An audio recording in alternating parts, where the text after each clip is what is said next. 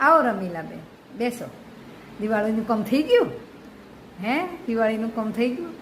અરે અમારે તો દિવાળીનું કામ કાઢવાનું છે ને કહેશે કે મેં દિવાળીનું કામ કાઢ્યું. એ કરવાની છે દિવાળીનું કામ તારે. હવે નવરાત્રિમાં હોળાળા માર્યા છે તો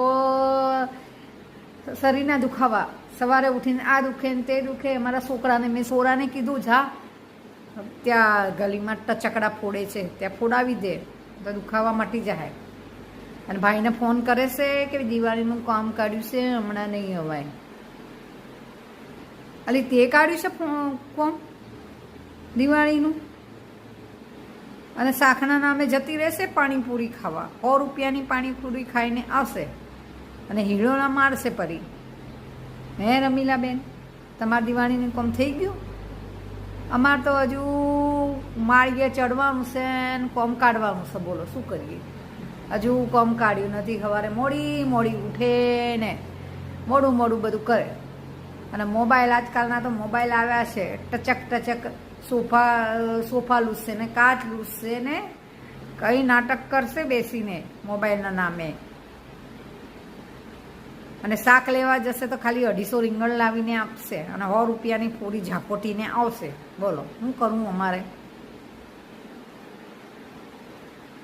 જો આવી અને આપણે જો એને કંઈ કહીએ ને તો આપણને સીધો જેલમાં નાખી દે.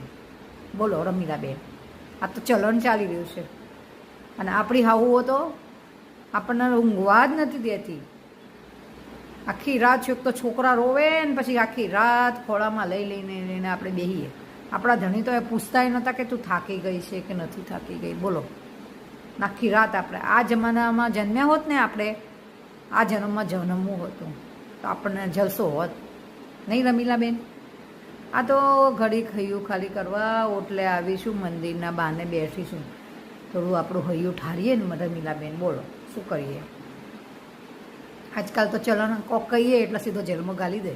અને આ ચલણ જ ચાલી રહ્યું છે આજકાલ તો રમીલાબેન. શું કરીએ બોલો? જો આવી મને તો એમ લાગે છે ભવિષ્યમાં મારા છોકરાને ભિખારી બનાવી દેશે. આ ભીખ માગતો થઈ જશે. અને ખભે ગાલીને છોકરું રોતું હોય તો છોકરાને ખભે ગાલીને ફેર ફૂંદડી પડતો હોય મારો છોરો. અને તો આરામથી હરામની ઊંઘતી હોય, મોડી ઉઠે, 10-11 વાગે ઉઠે અને આરામથી મહારાણી ઉઠે. સોરો મારો ચા બનાવી આપે અને એ પીવે. બોલો, આપણને કોઈ કરી આપતું હતું? હે રમીલાબેન, આપણને કોઈ ચા બનાવી આપતું હતું? આપણે વહેલો ઉઠે કે મોડો ઉઠીએ, આપણે જ પીવો પડતો અને આપણે જ બનાવવો.